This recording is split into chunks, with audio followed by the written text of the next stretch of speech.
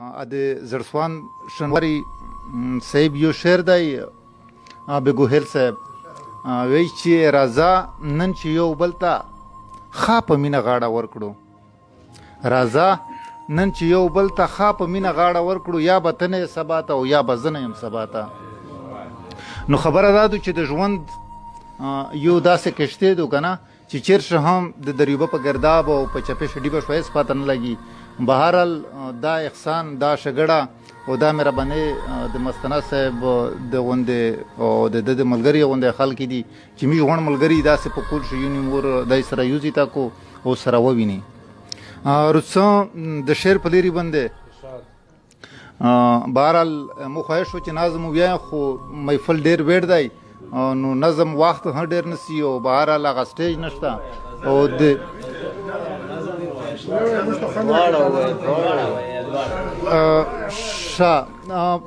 صحیح شوله خو یو دوه شعرونه ویایم بیا نظم ویایم مو خو خوښ کړي نر غزل وي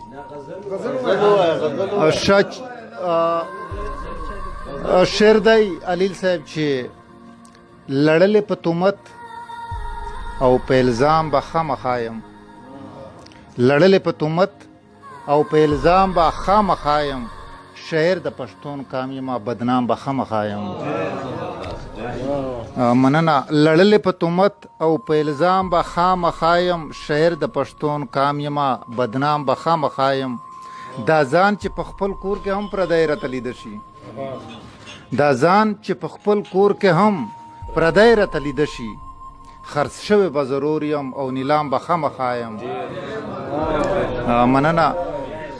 دا ځان چې په خپل کور کې هم پردی راته لیده شي خرڅ شوی به ضرور یم او نیلام به خامخا یم او په خپله مې وژلي دي ضمیر او احساس دواړه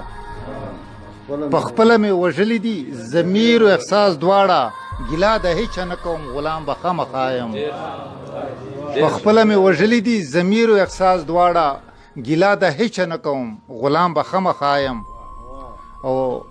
شعر دی علیل صاحب چې بابا مې سوځولی دی مکتب زمونږ د کلي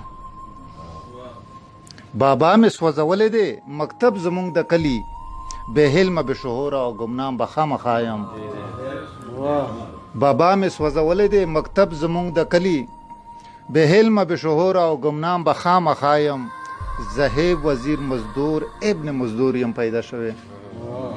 زهیب وزیر مزدور ابن مزدور یم پیدا شوی خانان ته ټیټې سترګې په سلام به خامخا یم